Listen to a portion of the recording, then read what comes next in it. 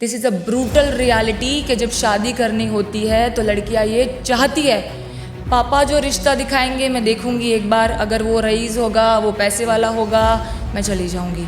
Agreeing to this fact कि gold diggers do exist. लड़कियों को गोल्ड डिगर बोल दो उनको बुरा लग जाता है। यार आपको किस चीज़ का बुरा लग रहा है? लड़कियां Do you think living together, like in a live-in relationship, that's an okay thing? But यहाँ पर आप एक के साथ लिव इन में रह रहे हो 2-3 महीना, आपको नहीं अच्छा लगा, आप किसी और के साथ रह रहे हो, फिर तीसरे के साथ रह रहे हो, चौथे के साथ रह रहे हो, आप खुद ही नहीं समझ पा रहे हो कि मेरे को चाहिए क्या। मैरिज का ट्रेंड ऑलरेडी डाउनफॉल पे है, क्या? 15-20 साल में खत्म हो जाएगा। अगर फैमिली वाले बोलते हैं कि बेटा तू कहाँ पे है, कहाँ पहुँची है, तो वो आपको प्यार दिखता है। वही चीज़ अगर आपके पार्टनर ने आपको पूछी तो आपको रेड फ्लैग दिखता है। What is the meaning of love? मुझे एक रिलेशनशिप आपके साथ शेयर करनी है। वो रिलेशनशिप में ना लड़की से प्यार सीखने की ज़रूरत है। कुछ भी हो जाएगा ना, मैं विधवा बनना पसंद करूँगी, मैं तुझे ये लॉयल्टी दे के जाऊँगी। उसको ना अंदर से पता था कि शायद इसकी एज इतनी नहीं रहने वाली है। What is the right way to approach a girl? Arranged marriage या love marriage? What is better? But do you think दिल जुड़वाना ज़रूरी है?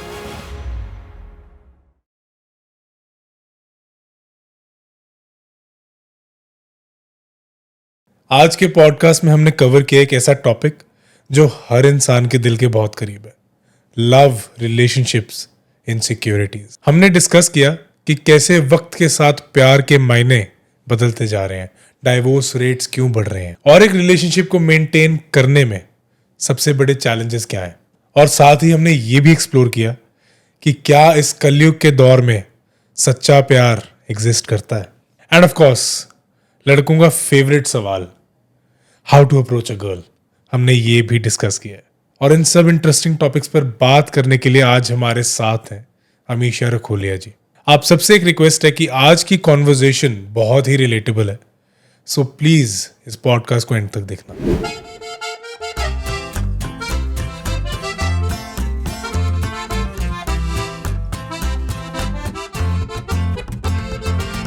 અમીશા જી કેમ છો? એકદમ મજામાં, તમે કેમ છો?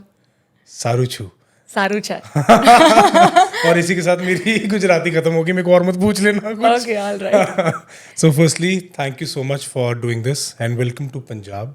Thank you. आज की कॉन्वर्जेशन बहुत रिलेटेबल होने वाली है एंड आई एम श्योर कि जो हमारी जनरेशन है, हाँ। जो यंग जनरेशन है, वो इस टॉपिक पर कॉन्वर्जेशन सुनना चाहते हैं। Definitely. So I will come straight to the point. Okay, how do you see today's relationships? First of all thank you so much, તમારો ખૂબ ખૂબ આભાર મને આ શો પર બોલાવવા માટે। सी मैं ना आजकल के रिलेशनशिप को एक चीज़ बोलना चाहूँगी, फोमो रिलेशनशिप्स चल रहे हैं। FOMO, fear of missing out. लोगों को लग रहा है तू रिलेशनशिप में है, तू भी है, तू भी है, तू भी है, सभी लोग रिलेशनशिप कर रहे हैं तो मैं क्यों नहीं करूँ।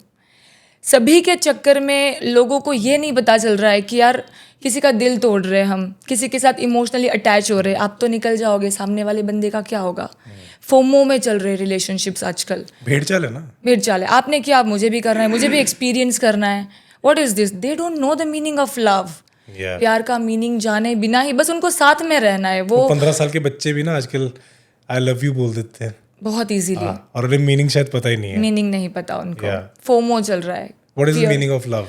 लव मुझे लगता है सबसे पहले त्याग और समर्पण। जब आप किसी व्यक्ति के प्रति समर्पित होते हैं, जैसे हमारे मॉम डैड हैं, हम छोटे थे, छोटे से बड़े हुए, बहुत सारे त्याग किए हैं ना। मम्मी ने रातों की नींद बिगाड़ी है आपको बड़ा करने में, पापा ने भी अपने हाथ काले किए हैं, मजदूरी की है, सब कुछ किया है, त्याग दिया है, तब जाके आज हम किसी एक पोजीशन में हैं। हम जो ज़िंदगी जी रहे हैं ना, बेस्ट ज़िंदगी जी रहे हैं। क्यों? क्योंकि हमारे पेरेंट्स ने हमारे पीछे काफ़ी कुछ त्याग किया है। तो प्यार का मतलब त्याग है, सबमिशन है। जहाँ पर सबमिशन यानी कि समर्पित हो रहे हो, आप किसी के पीछे समर्पण दिखा रहे हो, वही प्यार है। मैं क्या चाहती हूँ वो प्यार नहीं है। मैं आपके लिए क्या चाहती हूँ, I want you and I want best for you, there is a difference. मुझे तू चाहिए और मुझे तेरे लिए सब कुछ बेस्ट चाहिए। प्यार का मतलब है कि घर में एक सुई पड़ी है और आपके पार्टनर को वो सुई चुभ रही है ना, आप सुई निकाल के घर के बाहर फेंक देंगे, दैट इज़ लव। दूसरे की इच्छाएं क्या है, मतलब आप उसकी सिक्योरिटी देखेंगे। ये सामने वाला मेरा जो पर्सन है ना, उसको इस चीज़ से प्रॉब्लम हो रही है, मैं वो कभी नहीं करूँगा, कभी नहीं करूँगी, that is love for me. But you just mentioned surrender समर्पण, और इसी टर्म से हमारी जनरेशन ना डर रही है मतलब सबमिशन करने सबमिशन में कि यार मतलब they are like they have options. अगर आज की जनरेशन की बात करें, everybody keeps you know these Gen Z terms called benching, bread crumbing. हम अभी सिचुएशनशिप में है and nobody is ready to commit. Commitment से हम इतना क्यों डरते हैं? कमिटमेंट्स ये भी है ना कि रिलेशनशिप में इसलिए नहीं देने क्योंकि जब शादी का टाइम आएगा ना, लड़कियाँ, I am so sorry girls, I am telling you this, बुरा लगेगा, I am so sorry for this is a brutal reality कि जब शादी करनी होती है तो लड़कियाँ ये चाहती है पापा जो रिश्ता दिखाएंगे मैं देखूंगी एक बार, अगर वो रईस होगा, वो पैसे वाला होगा, मैं चली जाऊंगी. ये रियलिटी है. मैंने देखा है 5 साल का रिलेशनशिप, 7 साल का रिलेशनशिप, जब एक रिश्ता आता है पैसे वाला चली जाएगी, एंड टाइम पे बोल देगी कि यार अब नहीं कर सकते, आसपास देखते हैं. हाँ हम नहीं, अभी हम नहीं रह सकते, मेरे घर वाले नहीं मानेंगे. घर वाले नहीं मानेंगे, जब ऐसा सा सिनेरियो क्रिएट होता है ना कि आपको एक बेहतर रिश्ता मिल गया है, जो आपका पहले रिलेशन है already, you like start forming grounds for leaving that person.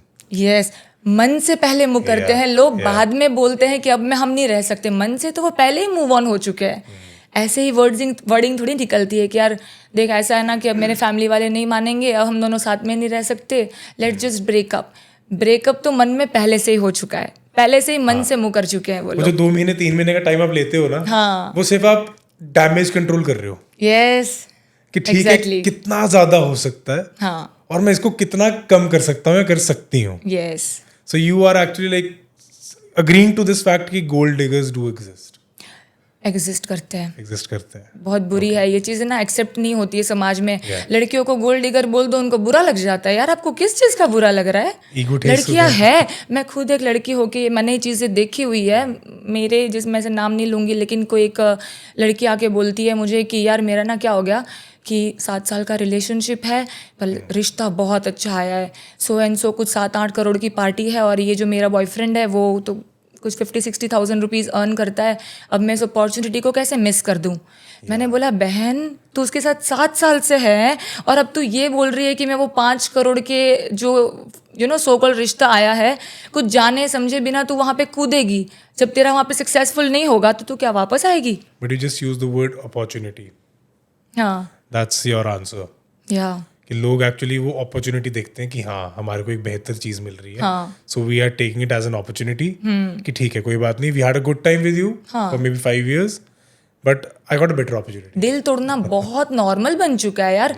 ऐसे हम दिल तोड़ देते हैं किसी का. बट यू थिंक दिल तोड़वाना जरूरी है? दिल टूटना जरूरी है. जब आपका दिल टूटता है ना, आपको पता चलता है कि आपको ना प्यार का मतलब पता चलता है. सामने वाला आपको बोलता है आई लव यू, लेकिन कभी कभी कोई लोग ना प्यार में आपको सेल्फ लव सिखा जाते हैं. तो दिल जब आपका टूटता है तो आपको पता चलेगा कि मुझे रिश्ते में चाहिए क्या, मेरा स्वभाव कैसा है ना. मेरा दिल टूटेगा तब मुझे पता चलेगा. अपने बारे में आप और अच्छे से आप जान पाएंगे. दिल टूटना ज़रूरी है. और मेरे को लगता है ये पॉडकास्ट जितने भी लोग देख रहे हैं ना, अभी ये रील अगर कोई देख रहा है तो आई वुड से कि दिल टूटा है तभी आप देख रहे हो. I think we can label it कि आप इक्विप हो जाते हो. हाँ, आपको समझ में आया था कि एक्चुअल में मैटर क्या करता है. And I think we live in a generation जहाँ पर कोई भी इंसान ना इमोशनल बैगेज के बिना नहीं है. Yes, absolutely. तो वो जो आजकल ये अभी रिसेंटली हुआ भी था, अनिरुद्ध आचार्य जी, नॉट मी, अनिरुद्ध आचार्य जी ने एक स्टेटमेंट भी दिया था, है ना, एंड उस पे काफी वो हुआ था.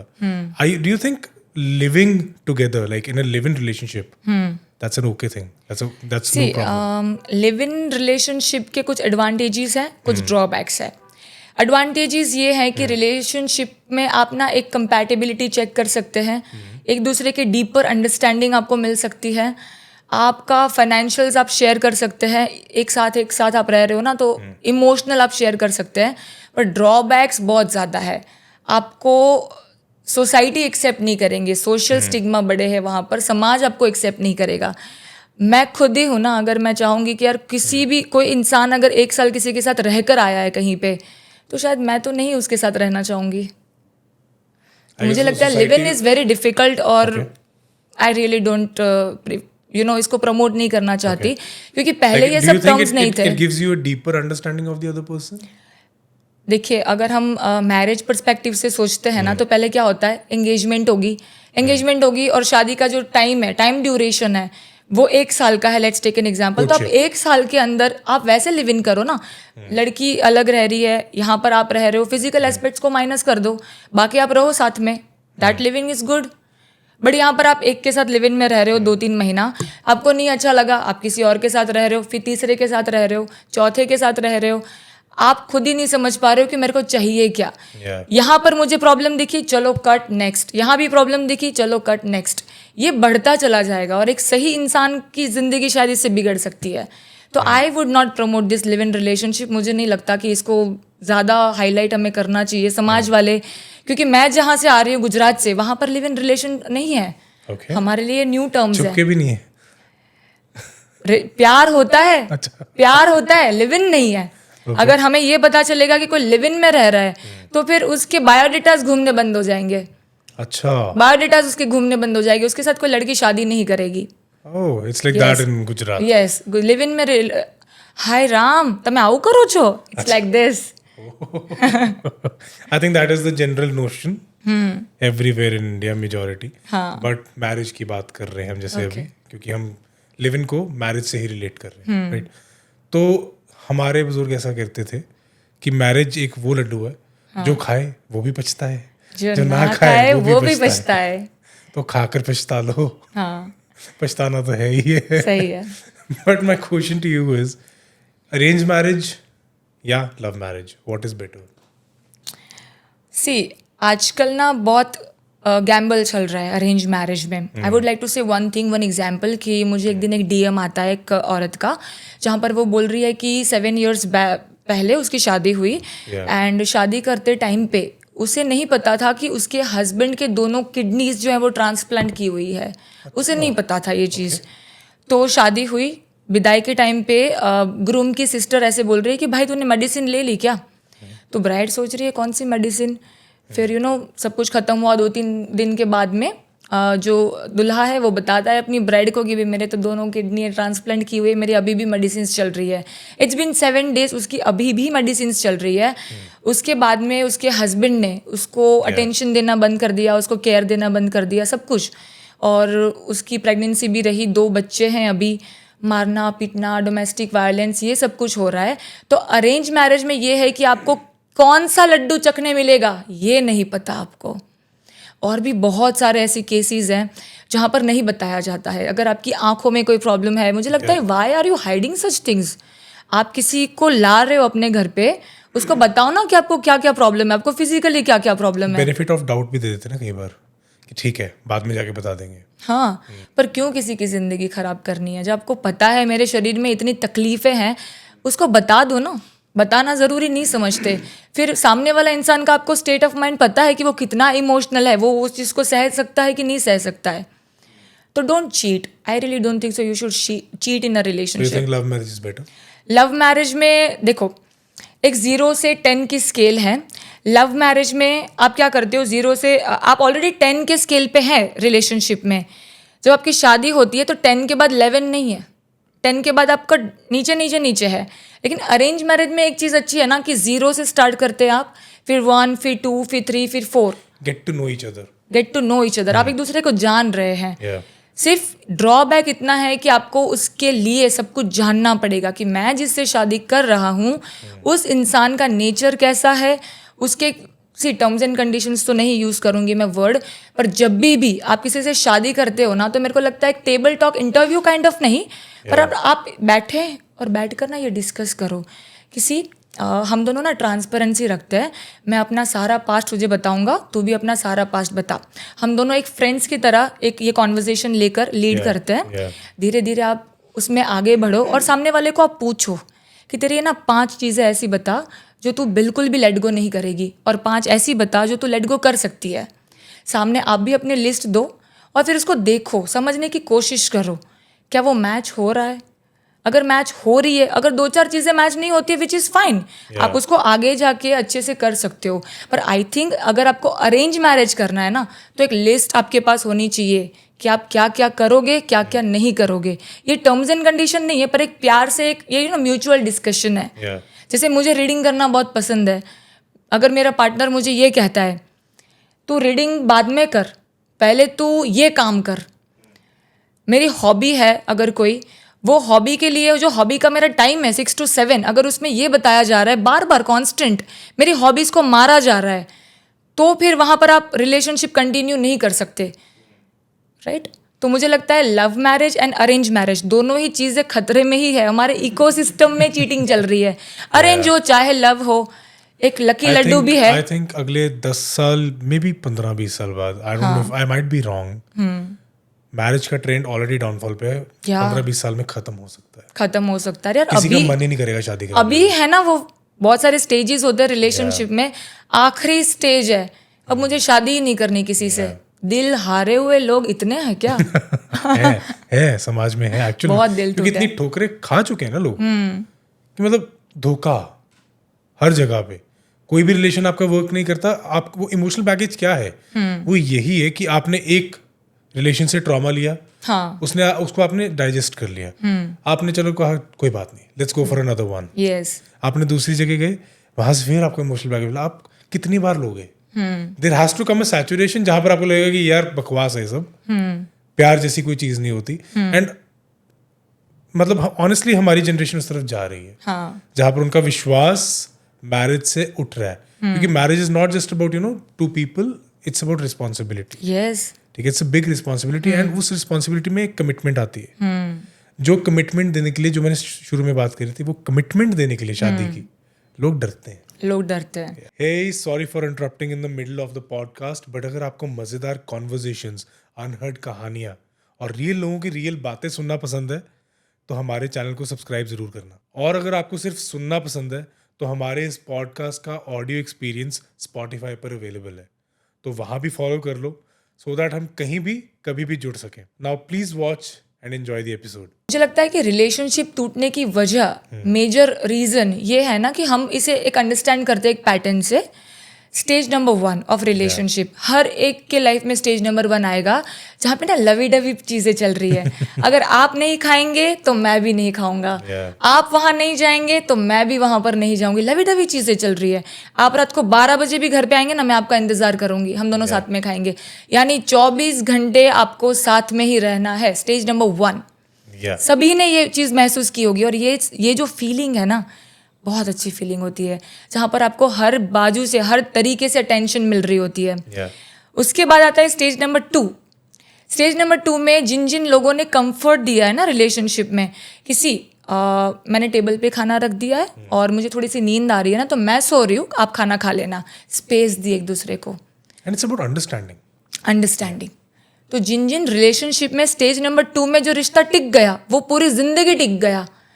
आपका कभी डाइवोर्स नहीं हो सकता अगर आपने एक रिश्ते में स्पेस दी है, अगर आपने एक रिश्ते में ये अंडरस्टैंडिंग आपने ली है ना कि यार कोई बात नहीं, इसको उसने खा लिया, उसको भूख लगी थी, उसने खा लिया। पर अगर इस स्टेज पर आपने ये सोचा कि यार इसको तो मेरी परवाह ही नहीं है, ये तो मेरे बिना खा लेती है, तो मेरे बिना कहीं चली जाती है। आप क्या हर वक्त किसी के साथ चिपक के रह सकते हो क्या? स्पेस देनी जरूरी है, बहुत ज़्यादा ज़रूरी है। तो जिन जिन लोगों ने स्टेज 2 में स्पेस दी है, अंडरस्टैंडिंग दी है, लिबर्टी दी है, आज़ादी दी है कि भाई अपने हिसाब से भी जिंदगी जी, हर टाइम मुझे ट्रस्ट दिया है, ट्रस्ट दिया है कि ठीक है आप अगर कुछ कह रहे हो तो मैं उस बात को मानता हूँ या मानती हूँ। तो स्टेज 2 ये है। स्टेज नंबर 3 है कि there is no passion in the relationship, बस एक रिस्पॉन्सिबिलिटी निभा रहे हैं। एक रिश्ते में है, लड़का यहाँ सो रहा है मुंह करके, आप यहाँ पे मुंह करके सो रहे हो, एक रिस्पॉन्सिबिलिटीज बस निभा रहे हैं। वहाँ पे कोई स्पार्क नहीं है, वहाँ पर कोई पैशन नहीं है। उसके बाद का जो स्टेज है ना, स्टेज 4, एस्केपिंग। आप एस्केप हो जाते हो, फाइट हो रही है ना 2 लोगों के बीच में, आप सोच रहे हो कि छोड़ो यार इसको। मोस्टली मेन जब झगड़ा होता है ना, तो वो घर से बाहर निकलना प्रीफर करते हैं। हर एक मैन के आप ये चीज़ देखना, जब 2 इंडिविजुअल में घर में झगड़ा हो रहा होता है ना, तो मैन घर से बाहर निकल जाता है, एक फीमेल नहीं निकल पाती है। तो फीमेल सोचती है कि यार आपको मेरी कोई चिंता ही नहीं, आपको मेरी पड़ी ही नहीं।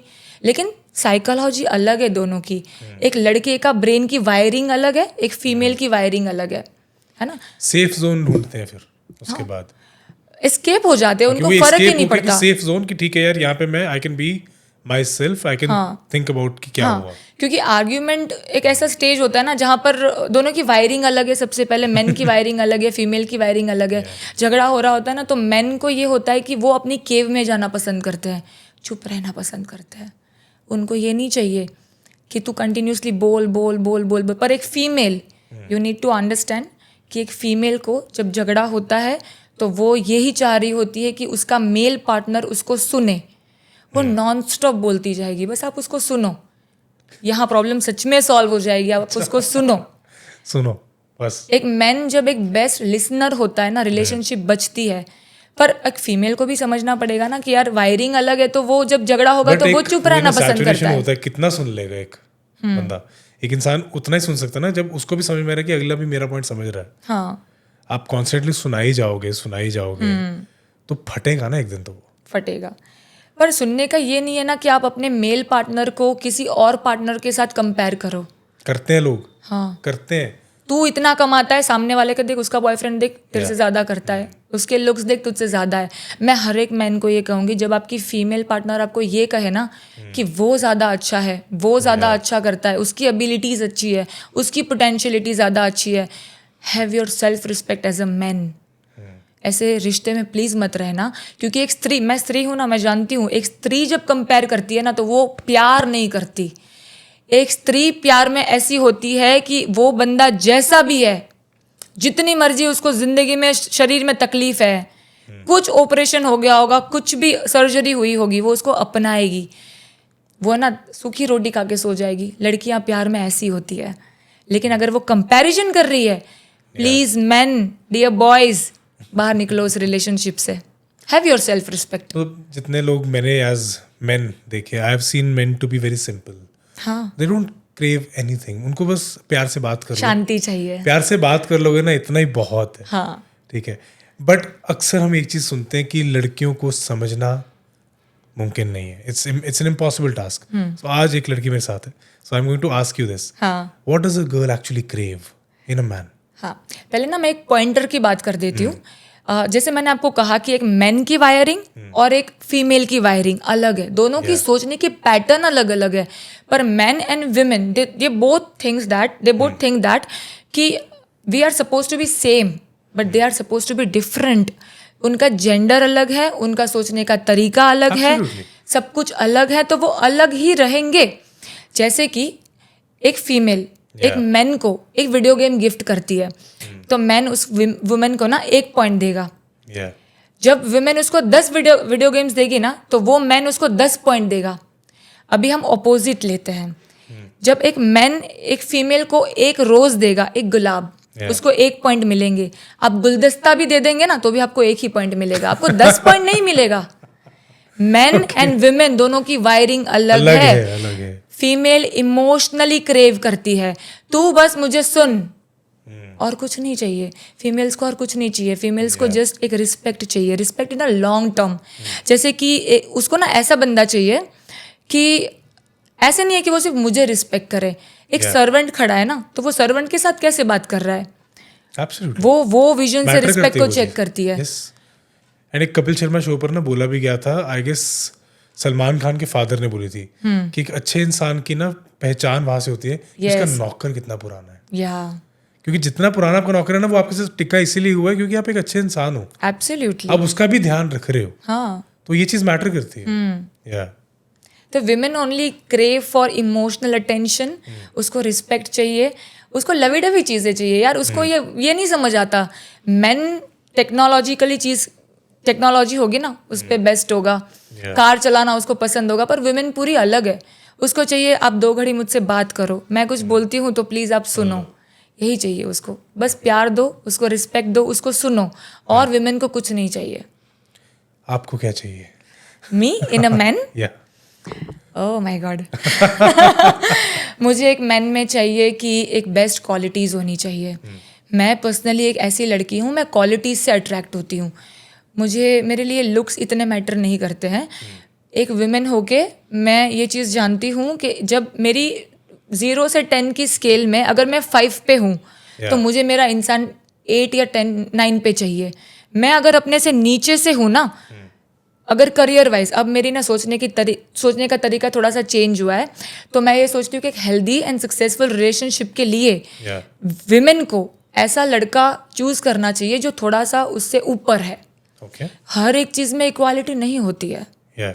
जब मैन थोड़ा सा आपसे ऊपर होगा ना, रिलेशनशिप बहुत अच्छी चलेगी. जब एक फीमेल मैन से ऊपर होती है तो उसमें फीमेल्स डोमिनेंट ज़्यादा होती है. वो मैन को कच्चा चबा जाएगी. She will eat in a breakfast. ठीक है. आगे. आई जस्ट वॉन्ट कि मैन में ये क्वालिटी हो, मुझसे थोड़ा सा ऊपर हो, पावरफुल हो. Powerful in the sense of qualities, Okay. कि क्वालिटीज से मैं अट्रैक्ट होती हूँ, है ना, कि वो किसी से कमी ना. जैसे एक रूम में Yeah. एक फीमेल को एक मैन लेके जाता है ना, तो जब उसकी फीमेल बहुत खूबसूरत होती है तो वो मैन कॉन्फिडेंटली वॉक करता है. उसको घमंड रहता है मेरी वाइफ सबसे ज़्यादा ब्यूटीफुल है. राइट. ये मैन की वायरिंग है. तो मैन की वायरिंग ऐसी है ना कि जब उसका मैन ज़्यादा पावरफुल होता है Yeah. तो वो कॉन्फिडेंटली चलती है. उसको लगता है मैं ही हूँ इस पूरे रूम में, मैं ही सबसे ज़्यादा ताकतवर हूँ.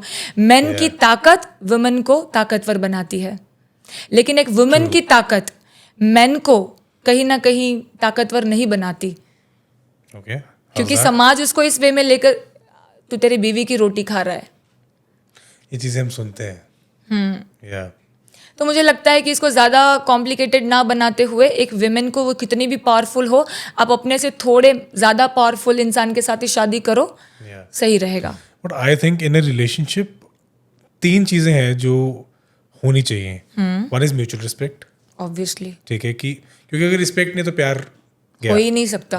गया वो तो बन ही नहीं पाएगा ना, प्यार ही नहीं बन पाएगा. क्योंकि अगर आप किसी को बिलो द बेल्ट जाके हिट करोगे ना, हाँ, तो वो चीज़ कहीं ना बंदे के साथ स्टे कर जाती है. एब्सोल्युटली. और वो उस चीज़ को भुलाने के लिए ना सालों लग जाते हैं, कहीं पर वो भुला भी नहीं पाता. चाहे वो एक छोटी सी बात होगी.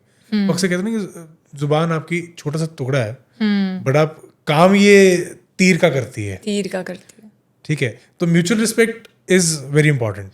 Transparency you just mentioned, Yeah. कि बी वेरी ट्रांसपेरेंट, Transparent. कि be honest with the other person. Difference है. Honesty Yeah. एंड ट्रांसपेरेंसी में Yeah. डिफरेंस है. Yeah.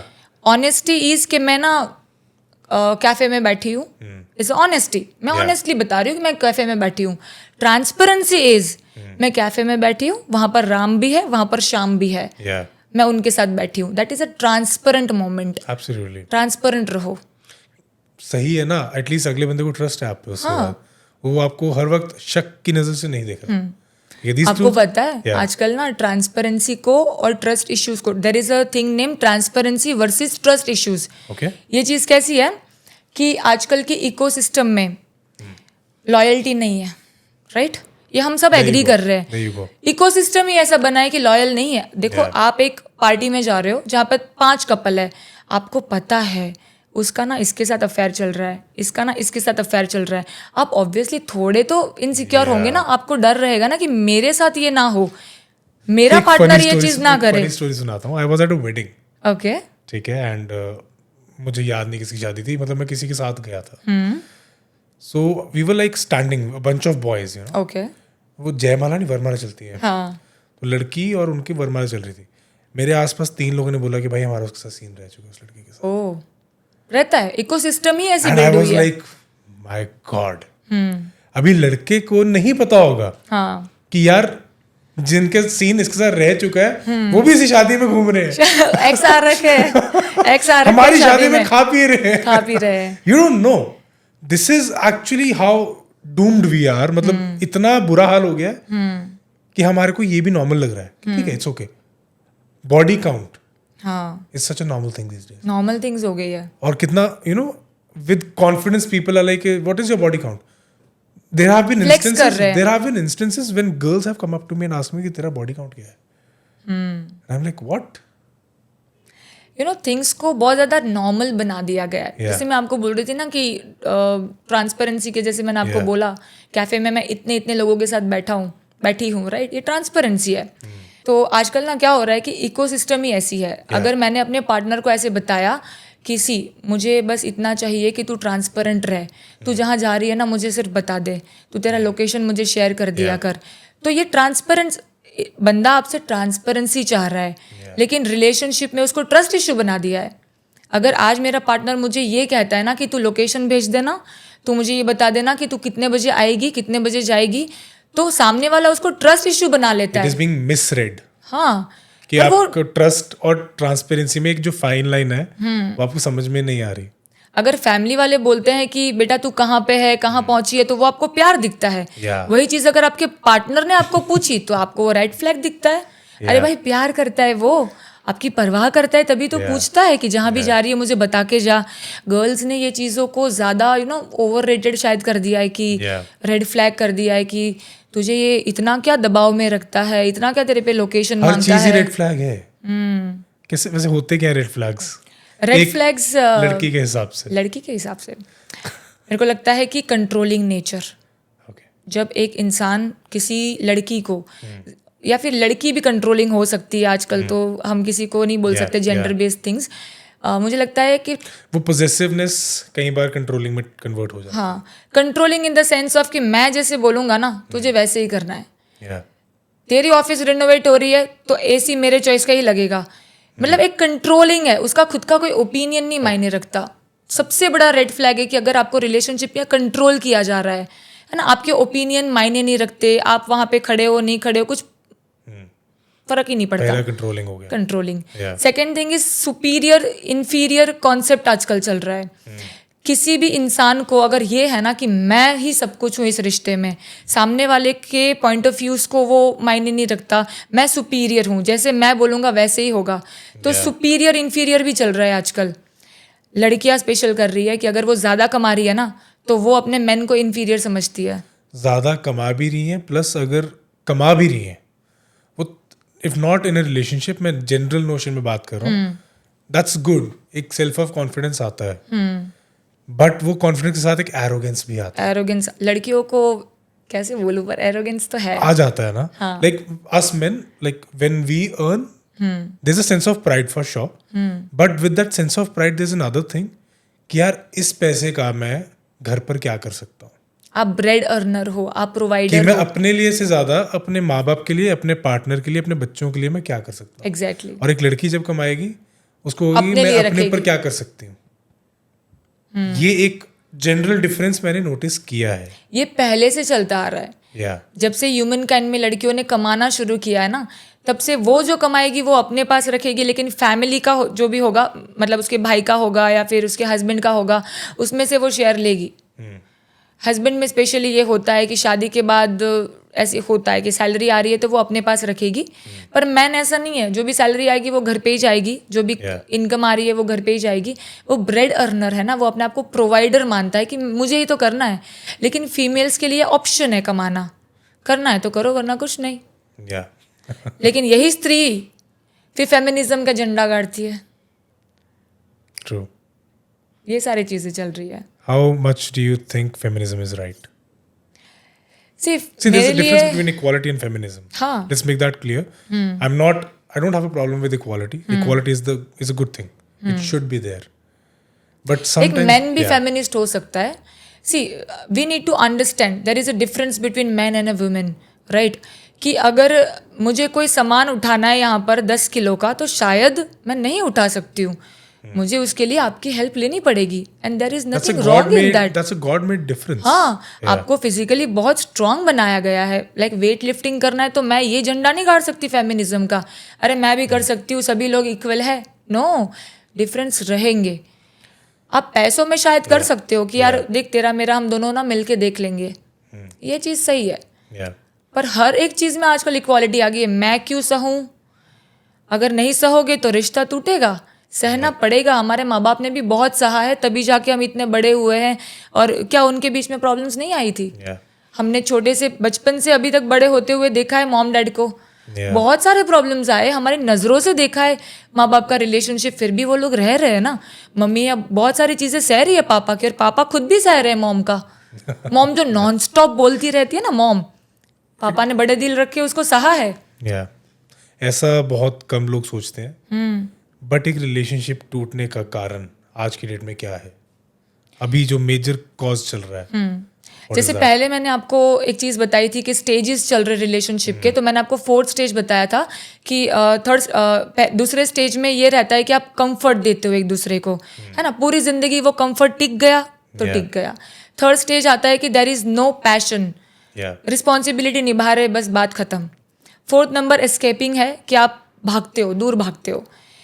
5th नंबर का स्टेज ये है कि आप डाइवोर्स का डिसीजन लेते हो, और इसमें भी ओपन हार्ट है कि डाइवोर्स ले रहा हूँ, लेकिन let's see in the future, मुझे ठीक लगेगा तो my heart is open for the next relationship. मैं दूसरी बार भी शादी करना, I will think on it. Last number का स्टेज है कि अब मुझे कहीं शादी करनी ही नहीं है, मुझे छोड़ दो, अब बस मुझे छोड़ दो, मुझे अब बहुत हो गया, जीना। मुझे शादी ही नहीं करनी है। भयानक। और जैसे आपने कहा ना कि अगर 2nd स्टेज में रिलेशनशिप टिक गई है तो टिक गई है। ज़्यादातर लोग क्या कर रहे हैं पता है, 2nd स्टेज में आया, उन्होंने स्पेस नहीं दी, उन्होंने कंफर्टेबिलिटी नहीं दी एक दूसरे को, वहाँ से रिलेशनशिप ब्रेक हो रही है। यार ये तो मुझे कंफर्ट ही नहीं देता, ये तो मुझे स्पेस ही नहीं देती। This is where the term compatibility comes in. फिर वो फेज 1 के लिए ढूंढेंगे, जो लवी डवी फेज था ना, वो वहाँ पे जाएंगे, फिर कोई और पार्टनर को वो चूज करेंगे, चेस करेंगे। वहाँ पर भी वही चीज़ रिपीट होने वाली है, वहाँ पर भी स्टेज 2 आने वाला है, जहाँ पर आपको स्पेस देनी पड़ेगी। आप नहीं दोगे, तोड़ो रिलेशनशिप, तोड़ दो, आ जाओ वापस दूसरे रिलेशनशिप में, वहाँ पे भी स्टेज 1 होगा, आपको बहुत अच्छा लगेगा, लवी डवी, फर्स्ट सेकंड, यही पे आप घूमते रहोगे। 2nd स्टेज सबसे बेस्ट है, कंफर्टेबल आप हो जाओ, स्पेस दो उनको, उनका काम करने दो, आप खुद का काम करो। ऑलरेडी इकोनॉमी बहुत सब महंगाई बढ़ रही है, फीमेल को भी काम करने दो। According to a recent survey, 29% से ऊपर आज भी डाइवोर्स रेट है इंडिया में, एंड आई गेस बिहार और तमिलनाडु में सबसे ज्यादा है। या अभी हमने रीजंस की पहले बात करनी कि what are the basic grounds for a good relationship, loyalty, transparency, ये सब। अभी मैंने मेंशन किया था कंपैटिबिलिटी। तो कंपैटिबिलिटी ना, मैंने ये एक और पॉडकास्ट में भी बात करी थी, और इनफैक्ट अभी हम पहले भी बात कर रहे थे। कंपैटिबिलिटी का जो नोशन है ना, लोगों के माइंड में गलत है। लोगों को लगता है कि मेरे को खाना क्या पसंद है, उसको भी वही पसंद है। हमें मूवीज का जॉनर कौन सा पसंद है, जो आपको पसंद है वो मुझे पसंद होना चाहिए। That is like mindedness and that is compatibility. But compatibility is what it is basically कि आपके जो डिफरेंसेस हैं, आप उनके साथ कैसे डील कर रहे हो। Absolutely. अगर आप उन पर काम कर सकते हो ना, तो आप कंपैटिबल हो। आपका उस डिफरेंस में आपका नेचर क्या निकल के आ रहा है। Like do get very angry, domestic violence बहुत चल रहा है, domestic violence still a thing. Yes, brutal तरीके से मारा जाता है बहुत। I don't know why it is happening अभी भी, इवन आफ्टर बीइंग एजुकेटेड। और अच्छे घर के लोग कर रहे हैं। मेरे को तो थाउजेंड्स ऑफ डीएम्स, जब मैं डीएम्स चेक करती हूँ ना, उसमें डोमेस्टिक वायलेंस के केसेस बहुत ज़्यादा है, बहुत ज़्यादा है। अभी एक 20 ईयर ओल्ड गर्ल का मैसेज था कि मैम मुझे ना डाइवोर्स चाहिए क्योंकि मेरा हस्बैंड मुझे बहुत मारता पीटता है। मैंने बोला बहन, पहले तो तू 20 साल की हो गई, शादी क्यों की तूने? शादी की तो तूने क्या देखा, राइट? आ रहा है, लाइक लड़का कमा नहीं रहा है वहाँ पे, तो डीएम में ये था कि मैम रोज़ ना कुछ लेकर आ जाएगा, परफ्यूम्स लेके आ जाएगा, बेल्ट लेके आ जाएगा, शूज़ लेके आ जाएगा। पर उसको, वो लड़की, मुझे ना बोलने में शर्म आ रही है, बोल रही है मैम अगर मुझे खुद के अंडरगारमेंट्स लेने हैं ना, अगर मैं पैसे मांगती हूँ ना तो वो नहीं देता है। लड़कियों का फाइनेंशियली इंडिपेंडेंट होना बहुत ज़रूरी है। भीख मांगने की नौबत आएगी अगर कोई लड़की नहीं कमाएगी, बहुत ज़रूरी है। खुद के पैरों पे खुद के खर्चे उठाना सीखो। That's what I tell to every female out there जिनको मैं जानती हूँ। It is important to be self sufficient. बहुत। पता है लड़कियाँ कहीं ना कहीं, मुझे एक 30 साल का आदमी होगा ना, उसके पास खुद का घर होगा, उसके पास गाड़ी होगी, ये प्रोबेबिलिटी रेशियो आप चेक करो।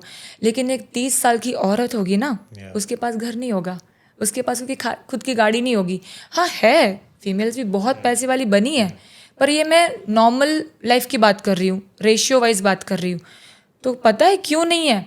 क्योंकि जब वो खुद के पैसे खुद कमाती है ना, तो पहले तो अगर कोई लड़की ये सोचेगी ना कि मैं ब्रेड अर्नर हूँ, मैं ही अपने घर का इकलौता बेटा हूँ, मुझे ही मेरे घर को सर्व करना है, ऐसे पैसे कमाएगी लड़कियाँ। अगर आप अनमैरिड भी हो ना, आप ये सोचो कि मेरे 2 बच्चे हैं, मेरे दोनों बच्चे की 1-1 लाख रुपए एजुकेशन फीस है जो मुझे पे करनी है। अनमैरिड लड़कियों को मैं कहना चाहती हूँ कि आप ये सोचो कि मेरे 2 बच्चे हैं, मेरे मॉम डैड है जो बूढ़े हो रहे हैं, जिनका हेल्थ मुझे देखना है, मेरे दोनों बच्चे की फीस मुझे भरनी है। फिर देखना रातों रात ब्रेन की वायरिंग कैसे हो जाती है, रातों रात आप कैसे। जो वायरिंग ये वाली है कि मैं अपने लिए ही कमाऊं, हाँ, बस नैरेटिव थोड़ा चेंज करो। नैरेटिव चेंज करो। या आप ये सोचो ना, एक मर्द कितना करेगा यार। Be supportive. क्या खुद के पैसे खुद रखूंगी? ठेका लेके रखा है एक मर्द ने कि मैं ही तुझे सब कुछ करके दूंगा। यार मैन आर वेरी सिंपल। अगर आप उनको एक नॉर्मल सी घड़ी दे दोगे ना, खुश हो जाएगा वो भी ज्यादा कह दिया आपने। खाना भी बना दोगे ना, उतने में भी हो बहुत है। जाता। ये कहते हैं ना कि एक मर्द का प्यार यहाँ से, या जब इसका ये खुश है ना, वो दिल खुश है। अपनी पसंदीदा औरत के हाथ का खाना बस। अगर आपको मिल गया, जन्नत ही जन्नत है। Yeah. But do you think this entire setup, this marriage setup, this financially independent setup, parenting plays a role in it? Parenting मतलब parenting involvement in a relationship. No, your base parenting आपकी कैसी हुई है? क्योंकि अभी divorce rate भी जैसे बढ़ रहा है। Yes, it's very much. Yeah. किसी भी लड़के ने बचपन से अपने माँ बाप को लड़ते झगड़ते देखा है। अपब्रिंगिंग की बात कर रहा हूँ मैं। अपब्रिंगिंग, या हाँ, आपकी अपब्रिंगिंग। देखिए, सबसे पहली बात तो मैं जेनजी टर्म्स को रिपीट करूंगी। जैसे अगर आपके खुद के 10 रिलेशनशिप्स रहे हैं, आप अपने बच्चों को क्या अपब्रिंगिंग देंगे? जो देखा है वही सीख लिया। बच्चे ने देखा है। मेरे कॉलेज के टाइम पर मेरी कुछ फ्रेंड्स थी, वो बोलती थी मेरे पापा का ना इनके साथ रिलेशनशिप है, मेरे मम्मी को ये चीज़ नहीं पता है, पर मैंने पापा के फ़ोन में देखा था, मैंने मॉम के फ़ोन में देखा था।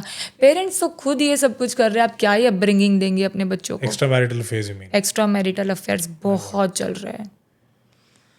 infidelity, divorce, everything is on a rise. Yes, How do we control that? मुझे लगता है कि आप ना पुराने ज़माने के बन जाओ। इनफिडेलिटी जैसे आपने कहा ना, लॉयल नहीं है लोग, तो वो क्यों नहीं है? सिचुएशनशिप की जब हम बात करते हैं ना, ये तो हमने अभी इसको नाम दे दिया है सिचुएशनशिप, ये तो बरसों से चलता आ रहा है। एक्स्ट्रा मैरिटल अफेयर क्या है? सिचुएशनशिप ही तो है। कॉन्शियस, अनकॉन्शियस, दो चीज़ें होती है। आप कॉन्शियसली डिसीजन लेते हैं, देख हम दोनों का रिलेशनशिप है और आई एम ऑलरेडी मैरिड, तू मुझे इसी टाइम पे कॉल करेगा, तू मुझे इसी टाइम पे कॉल करेगी, उसके बाद ख़त्म। फिर मेरा हस्बैंड होता है मेरे सामने, मेरी वाइफ होती है मेरे सामने, तो कॉन्शियस डिसीजन आपने लिया। लेकिन जब आप मिलते हैं, टेबल टॉक करते हैं, तो एक नॉर्मल सा हाथ भी पकड़ते हैं आप किसी का, है ना, ऑक्सीटोसिन रिलीज हो रहा होता है बॉडी में से, आप सबकॉन्शियसली वो सारी चीज़ें कर लेते हो। डिसीजन तो आपने कॉन्शियसली ही लिया था। फिर एक टाइम आता है जब डाउट पड़ने लगता है ना पार्टनर को कि इसका कुछ तो है, तब वो पार्टनर बोलता है कि देख अब वाइंड अप करना पड़ेगा, अब सिचुएशनशिप को खत्म करनी पड़ेगी, मेरे घर पे पता चल गया है या पता चलने वाला है, अभी निकल लो पतली गली से, पतली गली से निकल लो। तब एक इंसान ऐसा होता है ना कि वो इमोशनली बहुत अटैच हो चुका होता है। दोनों में से एक हो जाता है। हाँ, तब जो बहुत ज़्यादा इमोशनली स्ट्रांग बंदा होगा ना, लड़की होगी, वो यही बोलेगी कि ख़त्म करते हैं। पर उसका क्या, जो इमोशनल वीक है, और ये हर रिश्ते में होता है, हर सिचुएशनशिप इसी तरीके से एंड होती है।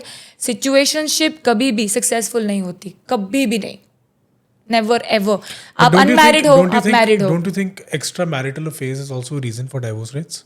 Of course. क्योंकि सिचुएशनशिप, अभी जैसे आपने बोला, I think that's my opinion, कई बार क्या होता है ये सिचुएशनशिप में ही आपको समझ में आता है कि नहीं यार, I am with the wrong person, शायद वो मेरे लिए करेक्ट है, एंड आप डाइवोर्स दे देते हो and you go ahead with that person. हाँ, देखो सिचुएशनशिप कभी भी आपकी सक्सेसफुल नहीं होने वाली है।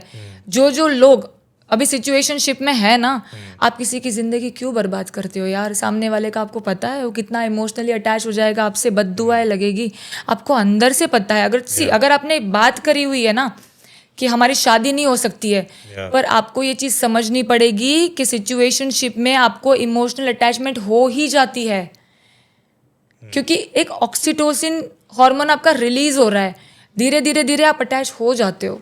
शादीशुदा हो और आप अटैच हो गए हो तो किसी एक की ज़िंदगी बर्बाद होगी। आपने अपने डायमंड जैसे पार्टनर को सिचुएशनशिप के लिए अगर डाइवोर्स दे रखा है ना, आप तो पेट भर के पछताओगे। बट डू यू थिंक ये शिव पार्वती जैसी जोड़ी आज की ना कभी थी, ना कभी है, और ना कभी रहेगी भी नहीं। शिव पार्वती का कोई कंपैरिजन नहीं है। जो तपस्या की गई थी, पार्वती माँ ने जो शिव जी के लिए तपस्या की थी ना, कि 7 जन्म मैं तपस्या करूंगी मुझे शिव ही चाहिए, अगर वो नहीं मिले मैं कंवारी रह जाऊंगी, लेकिन मैं कहीं और शादी नहीं करूंगी। तो शिव पार्वती जैसा प्यार तो मिलना बहुत ही मुश्किल है। लेकिन इस ज़माने में अगर आपको कोई ऐसा व्यक्ति मिला है जो आपको ना खोना नहीं चाहता, जो आपके साथ रहना चाहता है, जो आपको संभाल के रखना चाहता है अमानत की तरह, उस इंसान को कभी मत खोना, Okay. कभी भी मत खोना। What is a love story that inspires you? A love story that inspired me, Yeah. मुझे एक रिलेशनशिप आपके साथ शेयर करनी है। वो रिलेशनशिप में ना लड़की से प्यार सीखने की ज़रूरत है। So there was a I'm all ears. एक लड़का था, एक लड़की थी, हुई प्रेम कहानी शुरू। अरे वाह। तो हुआ यूं कि दोनों लड़की ज़्यादा लड़के के नेचर से अट्रैक्ट हो गई थी। स्टार्टिंग में वो लड़के ने बहुत ही अच्छे जेस्चर्स दिखाए, अच्छा नेचर दिखाया, तो वो जो लड़की थी वो बहुत अट्रैक्ट हो गई। धीरे धीरे वो कॉलेज में आई। कॉलेज में आने के बाद में ना उसने डिसीजन लिया कि मुझे आपसे शादी करनी है। और उस लड़के ने बोला कि डेफिनेटली हम शादी करेंगे।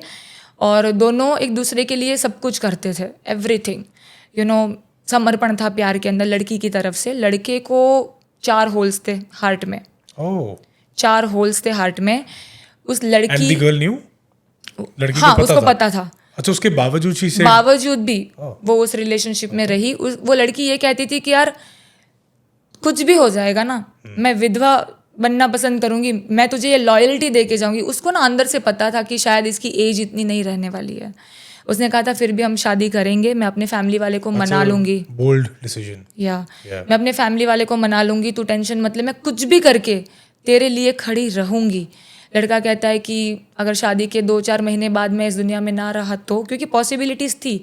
डॉक्टर ने कहा था कि ऑपरेशन सक्सेसफुल होने के रेशियोज़ बहुत कम है, क्योंकि 2 बार ओपन हार्ट सर्जरी हुई है। लड़की ने अपने आँखों से देखा है, उसके शरीर को काटा गया, सर्जरी होती देखा है, उसको देखा कि यार सर्जरी हो रही है, उसका हार्ट देखा है, फिर उसको सीला है। लड़की को दाद देनी पड़ेगी कि वो लड़के को नहीं छोड़ा। फाइनेंशियली भी वो लोग बहुत डाउन थे, लेकिन लड़की वाले बहुत अच्छे थे। They were very good, decent family से बिलोंग करती थी वो, फाइनेंशियली बहुत उनका अच्छा था। पर उसने लड़के का हाथ नहीं छोड़ा, बिल्कुल नहीं छोड़ा। फिर अनकंडीशनल लव था। सो लड़की ने कैसे भी करके अपने फैमिली वाले को मनाया। साल भर की, बहुत सालों की मेहनत थी, फाइनली फैमिली वाले माने। दोनों ना रो रहे थे। अच्छा। जिस दिन फैमिली वाले माने, दोनों ही रो रहे थे, भर भर के रो रहे थे कि यार हमारे 8 साल में लड़का हमेशा पूछता था कि मेरे इतनी हार्ट में सीवियर प्रॉब्लम है, तेरे घर वाले मानेंगे? लड़की ने हमेशा उसको विश्वास दिलाया कि तू टेंशन मत ले, मैं मना लूँगी। फाइनली घर पे माने, शादी हुई, धामधूम से शादी हुई। शादी के 2 महीने बाद कुछ यूँ हुआ कि लड़के ने बहुत बेरहमी से उसको मारा। आँख फोड़ दी। जो प्यूपिल एरिया होता है ना, डैमेज कर दिया। बट क्यों? रीज़न ये था कि कुछ स्पिरिचुअलिटी बेस्ड चीज़ें थी कि लड़की की बिलीफ सिस्टम किसी और भगवान में थी और इन लॉज की बिलीफ सिस्टम कुछ और भगवान में थी। Okay. दोनों की बिलीफ सिस्टम अलग अलग थी, पर यार भगवान तो एक ही है ना। बट लड़की ने क्या डिसरिस्पेक्ट किया था घर नो, वालों को या? कुछ डिसरिस्पेक्ट नहीं किया था। इट्स जस्ट दैट के जो मेरे भगवान है वो मैं आपके घर पे लेकर आऊँगी। हस्बैंड ने बोला हाँ आप लेकर आ जाओ। दोनों साथ में गए भगवान को लेने। ऐसा नहीं था कि हिंदू मुस्लिम थी। हमारे जो देवी देवताएं हैं वही थे। इनके देवता अलग थे, उनके अलग थे, बस दैट्स इट। तो ये चीज़ें हुई। And then mother in law बोलती हैं कि देखो आप ना ये अगरबत्ती नहीं कर सकते, देख आप दिया नहीं जला सकते। लड़की इतनी अंडरस्टैंडिंग थी ना, फिर भी उसने बोला कि ठीक है मम्मी जी आपको नहीं पसंद है, मैं नहीं करूँगी। फिर क्या हुआ ना कि रात को वो आया और उसको मारने पीटने लगा आउट ऑफ द ब्लू। लड़की सो रही थी। अरे यार। लड़की सो रही थी, उसको तो कुछ पता भी नहीं। उसका पैर खींचा, उसको बेड से नीचे उतारा, उसको यूं मारा। रिंग्स पहन रखी थी हाथ में, बेरहमी से मारा। छींटे उड़ी दीवार पर, बेडशीट पर। इतनी बेरहमी से किसी को मारा। आपको लगता है कर्म उसको छोड़ेगा? कर्मा कभी माफ नहीं करता, कभी भी नहीं। शायद ऊपर वाला आपको कोई चीज के लिए माफ कर भी देगा। तो एक औरत की बद्दुआ ली ना जिस दिन, आपको तबाह हो जाना है उस दिन। फिर भी लड़की इतनी प्यार में ऐसी थी ना कि मेरे हस्बैंड को हार्ट में प्रॉब्लम है, मैं इनको डाइवोर्स नहीं दे सकती। उनका क्या होगा। Even after that she went on. Yes, वो सोचती रही कि मेरे हस्बैंड को हार्ट में प्रॉब्लम है, मैं डाइवोर्स नहीं दे सकती। फिर भी होता रहा। एक दिन लड़की कहती है कि मैंने ना भगवान से प्रार्थना की, भगवान अगर मैं आपकी बेटी हूँ ना, कल 11 बजे तक मुझे कुछ प्रूफ देना जिससे मुझे ये पता लग जाए कि ये इंसान मेरे लायक नहीं है। और भगवान ने सच में उस लड़की की सुनी। आपने भगवान को कहा कि मुझे दूसरे दिन 11 बजे तक प्रूफ दो, और भगवान ने लाइव प्रूफ दिया। तो हुआ यूं कि कपड़े आए इस्त्री में, तो लड़की ने सोचा कि इस्त्री वाले कपड़े चल मैं कबर्ड में रख देती हूँ। तो कबर्ड खोला, उसके टी शर्ट्स बिखरे पड़े थे हस्बैंड के, सिगरेट्स निकली। अब 8 साल से वो लड़का ये कह रहा था कि बच्चा तेरी कसम, बेटा तेरी कसम, मैं सिगरेट्स नहीं पीता, मेरा कोई एडिक्शन नहीं है। उस लड़की के लिए कस्में मायने रखती थी, वो आज भी पुरानी है उस चीज़ में, उसके लिए कस्में मायने रखती है। कस्में तोड़ी ना, वहाँ पर वो नहीं सह सकी। और प्रीवियस नाइट तो उसने भगवान को कहा भी था कि मेरे लायक नहीं है तो बता देना। सिग्नल भी मिल गया, सिग्नल मिल गया, वाइब्रेशन मैच कर गई। फिर उसका डाइवोर्स हुआ। और ये जो सिगरेट का डब्बा आपको जो मिला आपके दोस्त को, ये मारपीट के बीच में कितना गैप था? मारपीट हुई उसके आई थिंक 5 months तक वो रिलेशनशिप में रही थी। उसके बावजूद शी वाज देयर। यस, उसके लिए खड़ी रही। तो वो क्या माहौल होता होगा यार वो, जब मतलब ऑनेस्टली, मतलब being in that same room, it's बहुत मुश्किल होता है। It's mad. जब you know you are scared all the time, डर रहता है Yeah. ये मुझे मार डालेगा। वो लड़की ना मुझे ये बताती थी कि मैम, मैंने अपने घर में, मेरे ससुराल में, जब मेरे इन लॉज बाहर गांव में गए थे ना, तो मैं अपने हस्बैंड के साथ 10 दिन अकेले रही थी, और मैंने पूरे किचन में से नाइफ्स, सीजर्स में छुपा के रखती थी। मुझे डर लगता था कि अगर मैं रोटियां बेल रही हूँ और पीछे से आकर अगर मुझे वार किया तो मैं क्या बोलूँ, एंग्जाइटी आने लगती है। आप किसी को उस लेवल पर टॉर्चर करते हो कि was the guy proud about all this, जो उसने ये सब किया? देखो, प्राउड में तो ये है कि वो खुद भी साइलेंट हो गया कि यार मैंने ये सब चीज़ें कर दी, पर फिर पछता है क्या जब चिड़िया चुग गई खेत। आपने किसी का फिजिकल लॉस किया, आपने किसी का मेंटल लॉस किया, आपने किसी को एंग्जाइटी दी, इतनी तकलीफें दी, फिर वो इंसान ना साइलेंट हो जाता है, उसके पास बोलने के लिए कहीं कुछ ना नहीं कहीं रहता। गिल्ट यार जरूर होता है, क्योंकि वो इंसान जिसने वादे किए, 8 साल रिलेशन चलाया, यस, और जब वो उसका सपना सच हो गया, हाँ, एक तरीके से उसने अपने पैर पे खुद ही कुल्हाड़ी मार ली। तो कहीं ना कहीं तो भगवान guilt ना तो मेहरबान होगा। होके आपको एक बार कोई चीज़ देता है। भगवान 8 साल की दुआएं होती है, प्रार्थनाएं होती है कि भगवान तू लाख चीज़ ले ले, मेरे को ये एक, मेरा ये जो पर्सन है ना, ये दे दे मुझे। भगवान आप पे मेहरबान होके आपको ना वो पर्सन दे भी देता है, लेकिन अगर आपने उसकी कीमत नहीं की, आपने कदर नहीं की, ऊपर वाला उसको छीनेगा। उस लड़की के लाइफ से भी वो लड़का वैनिश्ड कम्प्लीटली, एंड अभी उस लड़के को रिग्रेट है उस चीज़ के लिए, मांग रहा है कि मुझे अभी वापस मिले। Okay. अब तू उल्टा हो जा, वो पर्सन तुझे कभी जिंदगी में नहीं मिल सकता, कभी नहीं। ये तो पॉइंट ही नहीं बनता ना। हाँ, This is the gravest thing a person can do to another person in a relationship, and I don't think इसके लिए मतलब वापस जाने का स्कोप होना भी चाहिए। नहीं होना This is- चाहिए, this is something क्योंकि which फिर is तो not आ बैल मुझे done. मार। This is something which is not done. Domestic violence is the worst thing, क्योंकि आप एक तरफ उस इंसान से प्यार करने का दावा करते हो, एंड आप उसी इंसान को मार रहे हो, पीट रहे हो फॉर व्हाट? डोमेस्टिक वायलेंस है ना, घर घर में, मैं आपको बोलूँ ना, है, पर उसकी बातें नहीं हो रही है। जब डोमेस्टिक लोग वायलेंस चुप है कि यार कोई बात नहीं, मेरा घर नहीं टूटना चाहिए, घर नहीं टूटना चाहिए। और आप ये बात कर रहे हो, अरे इन लॉज को पता होता है कि मेरे लड़के ने, मेरे बच्चे ने ये चीज़ की है मेरे बहू के साथ। यार आपको ना थप्पड़ मारनी चाहिए आपके लड़के को कि किसी की बेटी की जिंदगी तूने खराब की। That is where parenting comes in. Yes, लड़के को बताना चाहिए कि तेरी गलती है, तेरी बहन भी ससुराल है, उसके साथ ऐसा होगा तो ये चीज़ नहीं हो रही है, दबा रहे, सप्रेस कर रहे चीज़ों को। एंड आई थिंक हमारी जो जनरेशन है, क्योंकि हमने अपने एल्डर्स में, अगर नॉट क्लोजली बट हमने सुनी सुनाई बातें जरूर देखी हैं कि डोमेस्टिक वायलेंस अक्सर होता था। हाँ, चाहे अब थोड़ा डाई डाउन हो गया है, बट उस जनरेशन में होता था। कहीं ना कहीं हमने ना अपने अंदर एक फियर पैदा कर लिया कि यार ठीक है, रिलेशनशिप करो, बेंचिंग करो, ऑप्शंस रखो, सब कुछ चल रहा है, सिचुएशनशिप चल रही है, कमिटमेंट्स भी चल रही हैं, बट एक फियर है कि यार शादी के बाद मेरी जिंदगी बदल जाएगी। कहीं जो मेरे पेरेंट्स के साथ हुआ या मेरे किसी दोस्त के पेरेंट्स के साथ हुआ या मेरे किसी रिश्तेदार के साथ हुआ, वो मेरे साथ ना हो जाए। तो ये फियर कहीं ना हम सबके अंदर है, एब्सोल्युटली। और उस चीज़ से हम डर रहे हैं कि यार हम नहीं करना चाहते। प्लस अब जो सोसाइटी हमारी इतनी ना इवॉल्व हो गई है, वेस्टर्नाइज हो गई है, things like you know vaping is a concept which is very normal, it's like cigarettes only. सुट्टा मारना, वेप करना, ड्रग्स, ये सब बहुत नॉर्मल हो गया। यस, एंड फॉर लोग पीपल ना फ्लेक्स भी कर रहे फ्लेक्स कर रहे हैं इस चीज़ को कि ठीक है यार, तू सुट्टा नहीं मारता, क्यों नहीं मारता? जो नहीं मार रहा है वो फिर अनएजुकेटेड है, या आपको कुछ समझ में नहीं आता, आप पुराने जमाने के हो। अभी क्या हो रहा है कि जैसे nobody, I think I have not met a guy who wants a girl who smokes no for marriage. Yes, ठीक है कि तू मेरे घर में आ और तू आके कर सकती smoking है, कर, स्मोक कर सकती है, जो मर्जी कर, कोई इशू नहीं है। हाँ। और अगर वो कर सकती है तो कहीं ना कहीं उसकी पेरेंटिंग में भी वो चीज़ फ्लॉ थी, और शायद उसके पेरेंट्स के लिए ये चीज़ नॉर्मल थी हाँ, कि तू आके अगर मेरे पेरेंट्स के सामने स्मोक करेगी तो उन्हें फर्क नहीं पड़ेगा।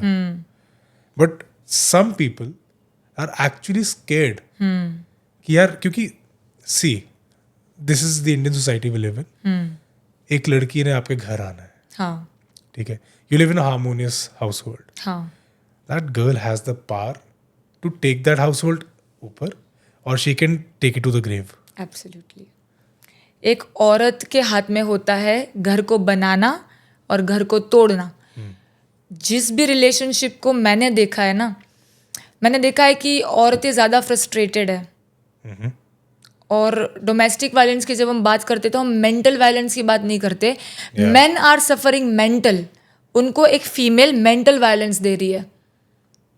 इस चीज़ के बारे में तो कोई बात ही नहीं करता, मेन के मेंटल वायलेंस के बारे में। ट्रू, वो बहुत तकलीफ में है, आजकल के मैन है तकलीफ में। रिलेशनशिप में मैंने देखा है, अभी फ़िलहाल मैं किसी से कल बात कर रही थी और वो इंसान मेरे को ऐसा आके बोलता है कि मैडम हमारा ऐसा है कि मेरी वाइफ पिछले 6 महीने से उसके मम्मी के घर पे है, और वो इसलिए है, वो ये चाहती है, उसने ये कंडीशन रखी है, डिमांड रखी है कि जब तू तेरे पेरेंट्स से अलग होगा तब तू मुझे ले जा यहाँ से।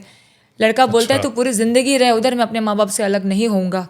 और जो लड़की आपको आपके माँ बाप से अलग रहने के लिए कहती है ना, वो लड़की आपके लिए सही नहीं है।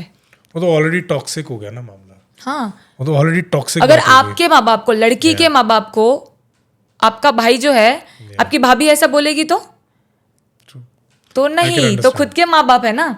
पर तू किसी और के माँ बाप के बारे में बात करती है। तो एक फीमेल को मैं कहना चाहूँगी ना, सहने की बात जब आती है तो फीमेल को थोड़ा सा सहना चाहिए। हाँ, डोमेस्टिक वायलेंस मत सहो, मेंटल वायलेंस मत सहो, वो तो यस, करना ही नहीं है। नहीं चाहिए। उसके अलावा अगर छोटी छोटी चीजें हैं इन लॉज में तो थोड़ा सह लो ना। See I tell you something, marriage में ना compromise is, I will not use the word compromise, I will use the word adjustment.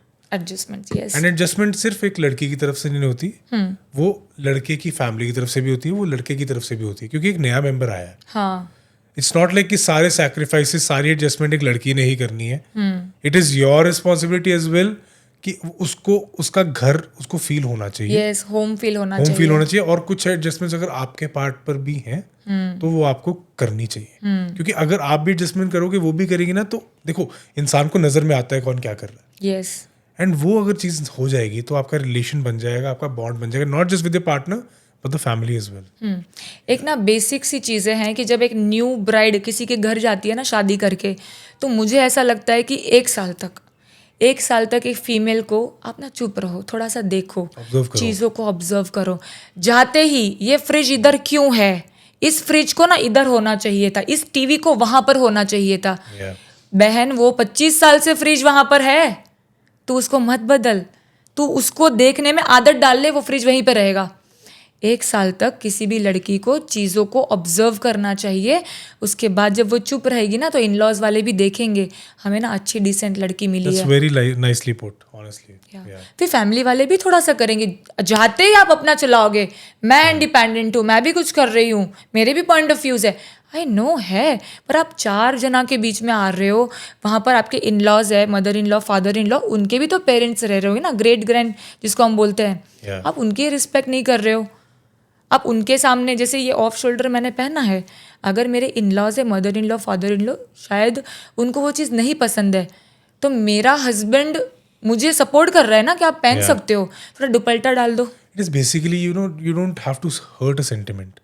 आपके पेरेंट्स का कोई सेंटिमेंट है। हाँ अब जैसे अगर किसी भी पेरेंट की बात करूँ, लेट्स से एक्स चीज मेरे पेरेंट्स को पसंद नहीं है, यस बट मुझे वो पसंद है। I am just taking an example. Okay this an ex thing, parents को पसंद नहीं है, मुझे पसंद है, तो मैं अपने पेरेंट्स के सामने वो एक्स चीज नहीं करूंगा, हाँ क्योंकि मुझे पता है मेरे पेरेंट्स को वो हर्ट करेगी। बट मुझे ये भी पता है वो एक्स चीज is not harming me, is not something which is क्या कहते हैं कि आप इसको बिल्कुल छोड़ ही दो, कि आपको this is not needed.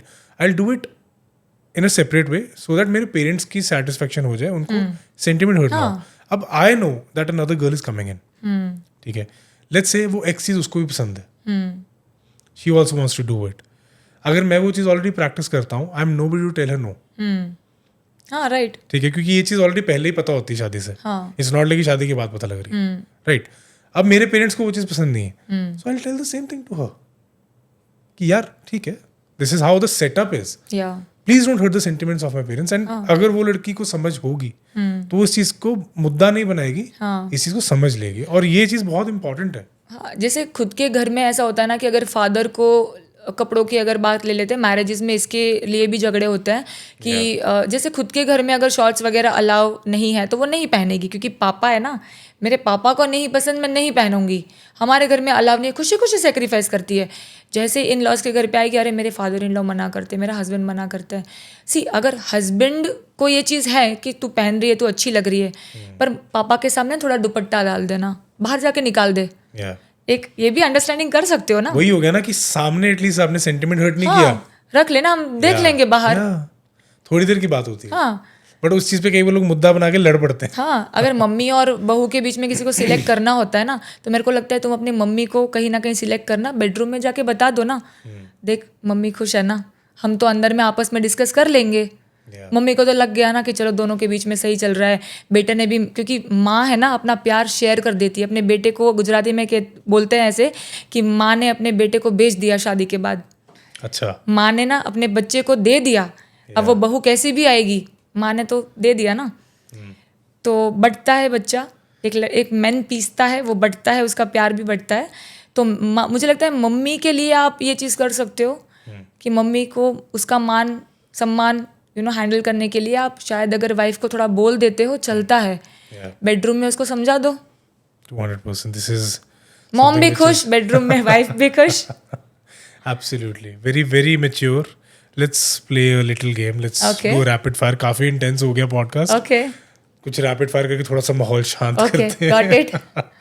Okay, so you know the drill already. Rapidly जवाब देना. हाँ, Right. One city or a state you want to explore. I want to explore Chandigarh. Okay. आपकी विश अभी पूरी कर देते हैं. Thank you so much. Right. Favorite cricketer.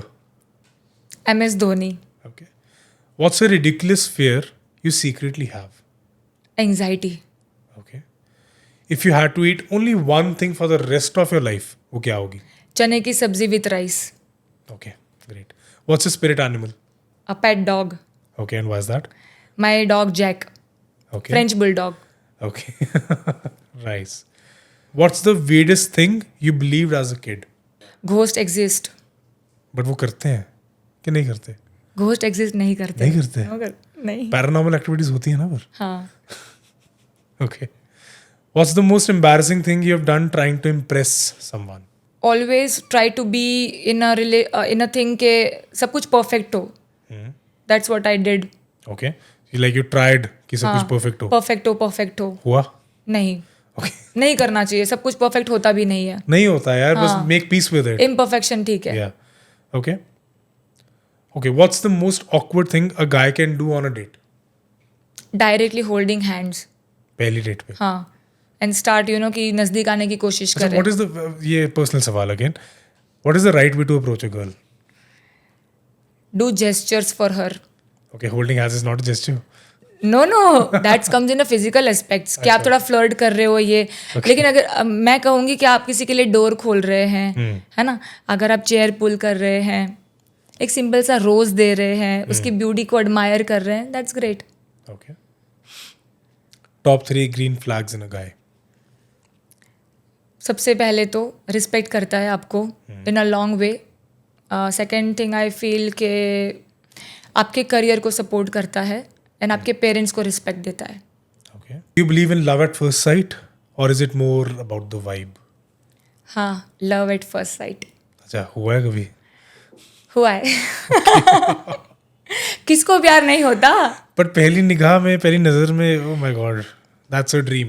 That's a dream. पर वो ना क्रशेस होते हैं बचपन में. Yeah. ये पसंद आ गया, वो पसंद आ गया, like The that, word nothing crush, serious. the word crush has been changed with the word infatuation. हाँ आज की we are infatuated यार. हाँ क्रश नहीं बोलता कोई आजकल. हाँ. बहुत रेयर कोई बोलता कि हाँ मुझे उस पर क्रश है. हाँ. छोटे होते थे ना तो Yeah. ऐसे लगता था कि यार ये कितने अच्छे है ना, ये कितने Yeah. ऐसे होता था. That's it. Yeah. Infatuation is again a situationship. हाँ कि हाँ हम दोनों infatuated हैं. But आजकल लोग ऐसा बोलते हैं कि I'm infatuated towards that person. हाँ. क्रश नहीं बोलता कोई भी. Anyway, what's one thing you wish people knew about you but कोई पूछता नहीं है आपसे?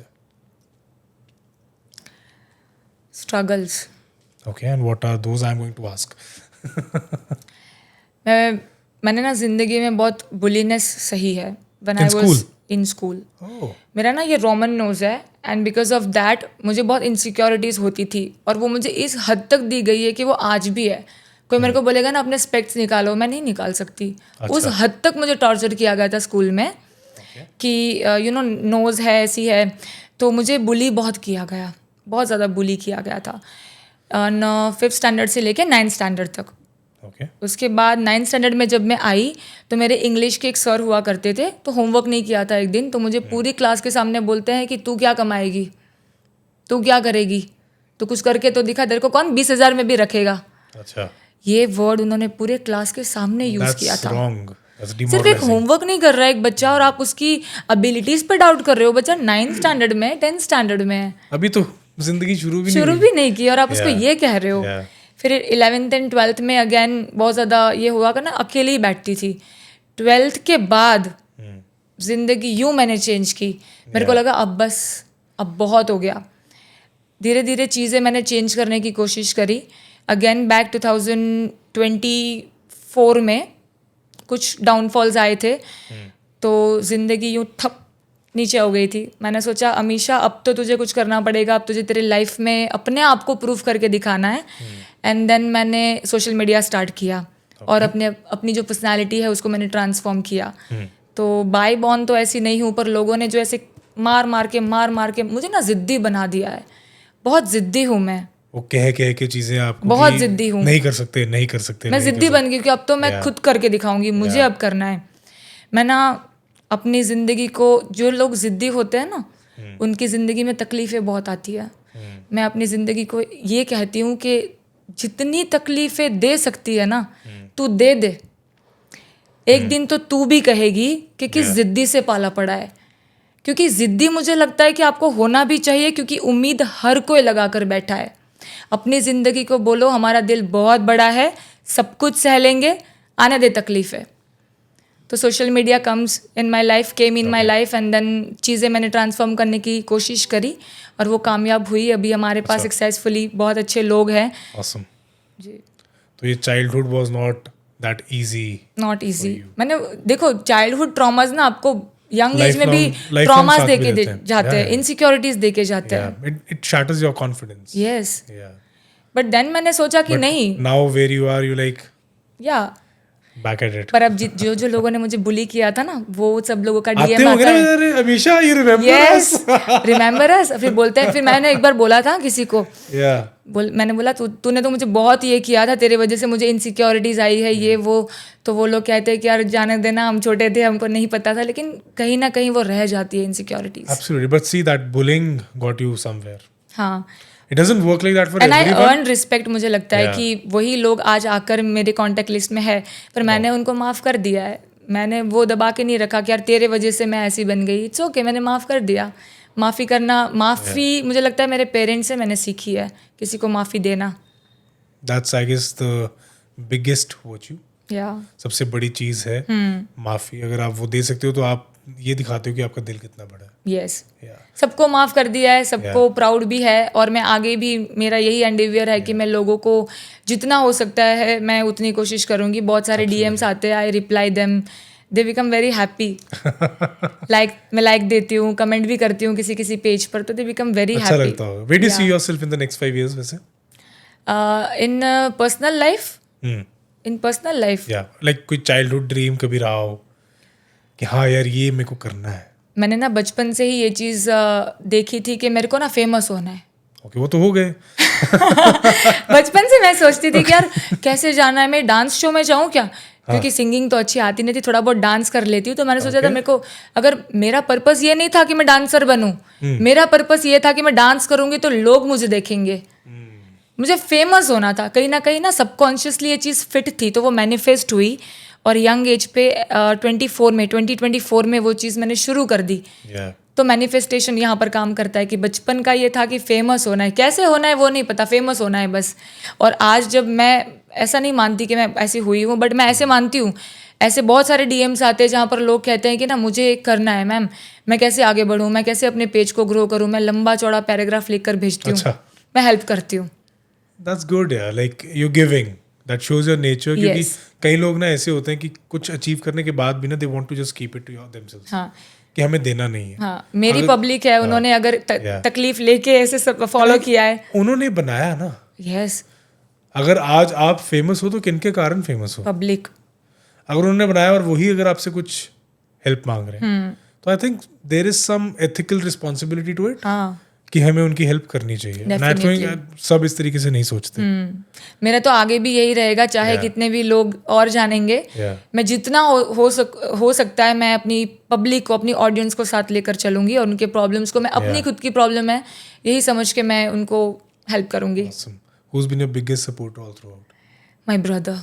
Your brother? या मेरा भाई, मेरे को लगता है ज़िंदगी का ना दुनिया का बेस्ट भाई है। हर एक बहन को ये लगता है मेरा भाई दुनिया का सबसे बेस्ट भाई है। Yeah. मेरे फादर के बाद नहीं आता वो, मेरे फादर के साथ है वो। Oh, wow. He's like a second father for you. Second father for me. Awesome. जो मेरा भाई, मेरे को लगता है कि इतना सपोर्ट किया है ना मुझे। मैं एक दौर ऐसा था ज़िंदगी में जब मैं डिप्रेशन में थी, मेरे भाई ने मुझे बोला कि अमीशा 6 महीने दे अपने आप को, ये दवाइयाँ सब बंद कर, 6 महीने दे अपने आप को, तू खड़ी हो जाएगी। मैं बोलती थी भाई मैं कैसे करूँगी। मेरा भाई 7 समंदर दूर रहता है मुझसे। मेरी धड़कनें अभी भी बढ़ रही है इसको बताते हुए। मेरे भाई ने मुझे बहुत सपोर्ट किया है। I'm sure. इस राखी मेरा भाई नहीं था मेरे पास, और मेरी रक्षाबंधन ऐसी थी कि मेरे को लगा था कि यार भाई कहाँ है। भाई के बिना कुछ नहीं है ज़िंदगी में, भाई की छत्र छाया। और जैसे आप फॉर्चुनेट इनफ हो, अगर आपके पास बड़ा भाई है, मैं नहीं जी सकती मेरे भाई के बिना, मुझे ऐसा लगता है। Totally vibe with that. Even I have an elder brother. I think the feeling is mutual. Yeah. Yeah, I know where you're coming from.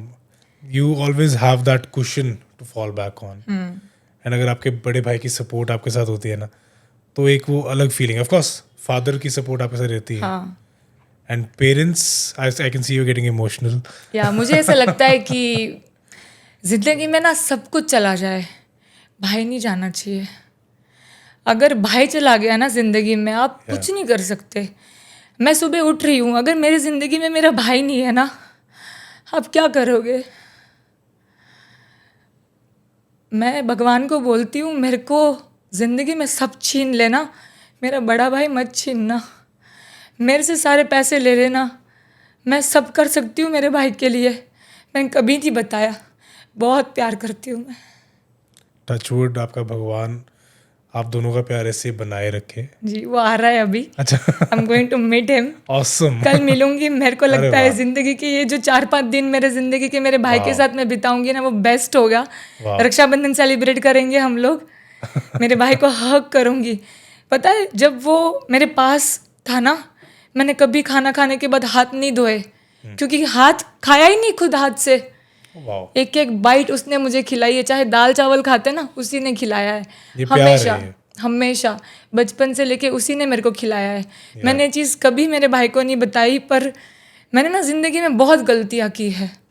मुझे लगता है मेरा भाई नहीं होता ना तो मैं और ज़्यादा गलतियाँ करती। मेरे भाई ने मेरे को रोका है, मुझे ऐसे ऐसे ऐसे करके मेरे को आगे बढ़ाया है। ठोकरें खाई है, बताता है वो मुझे, बेटा तेरे को ज़िंदगी में और सहना है, रेडी हो जा, मैं तेरे साथ खड़ा हूँ। वो वहाँ से भी अगर मेरे को यहाँ कोई तकलीफ पड़ रही है ना, वहाँ से भी वो सारा बंदोबस्त कर लेगा। वो है बड़ा भाई।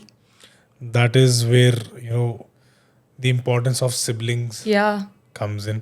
और ये भी जो भाइयों में बहनों में प्यार होता है, इसके पीछे भी आपके पेरेंट्स का बहुत बड़ा हाथ है, बहुत हाथ होता है। क्योंकि ये प्यार को बढ़ावा देने के लिए भी पेरेंट्स एक बहुत इंपॉर्टेंट रोल प्ले करते हैं। Yes.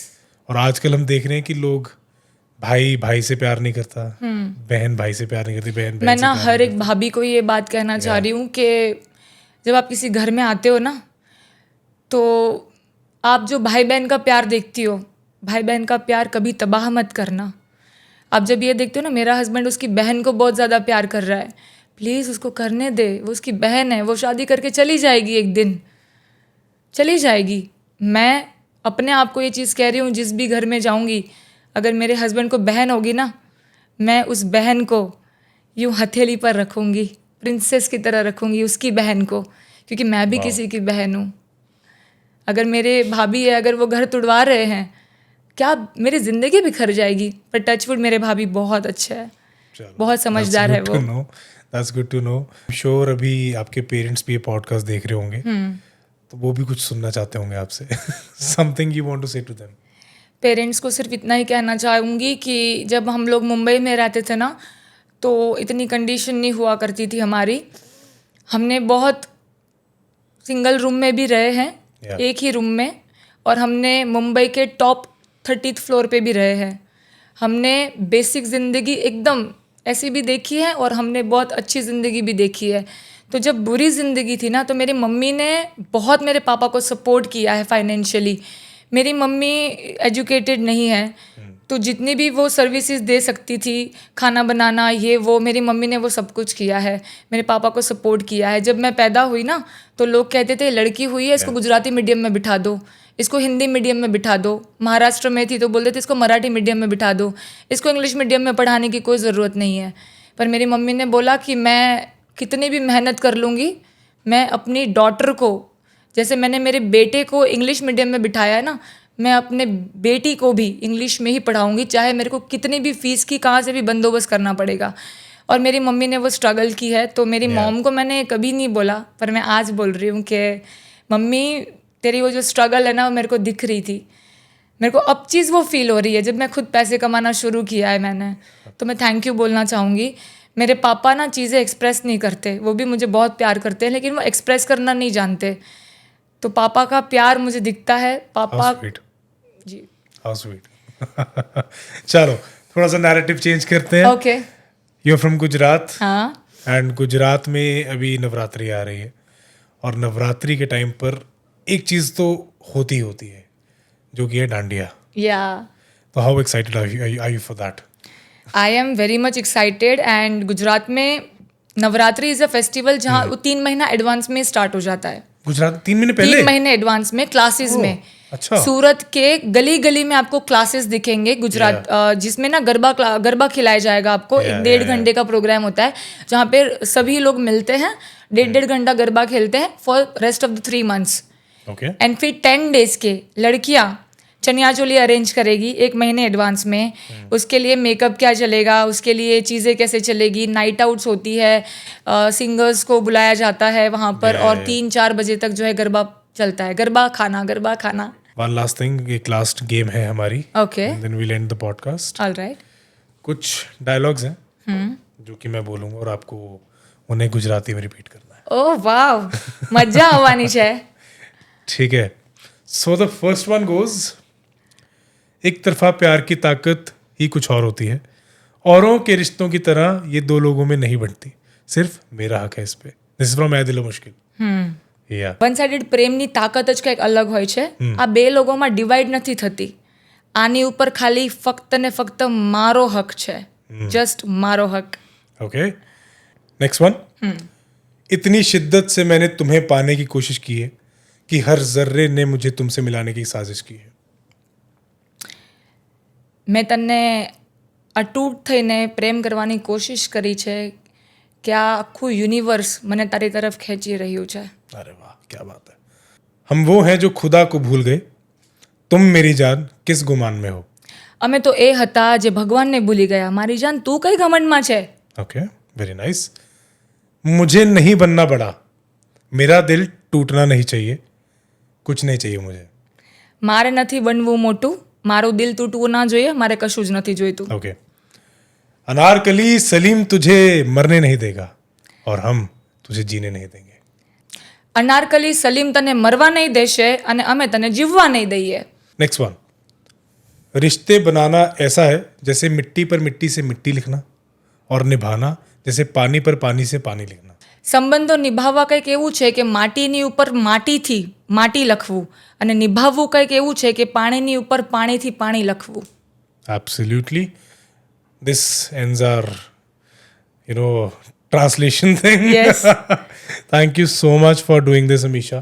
Thank you very much. I am so much I had grateful. a blast and thank you so much for this very simple yet very mature conversation. Thank you. I hope कि जो हमारी ये generation है, हाँ. जो youngsters हैं, इस podcast को देख के बहुत सारी चीज़ें समझेंगे और बहुत वैल्यू इस पॉडकास्ट से वापस अपने साथ लेके जाएंगे. Definitely. Thank you so much for coming to Punjab and I hope to see you very soon again. Thank you so much. Thank you very much for calling me. अगर आपको हमारा ये पॉडकास्ट पसंद आया तो हमें हमारे चैनल को सब्सक्राइब ज़रूर करना. हर हफ्ते हम कोशिश करते हैं कि आपके लिए कुछ नई कहानियाँ ला सकें, नए पर्सपेक्टिव्स और कुछ वैल्यूएबल लाइफ लेसन्स ला सकें with fun and facts. Bell icon दबाना मत भूलना ताकि अगला एपिसोड कहीं मिस ना हो जाए. आपका सपोर्ट ही हमें और बेहतर करने की मोटिवेशन देता है. मिलते हैं अगले एपिसोड में. तब तक के लिए ख्याल रखें. Keep learning and keep growing.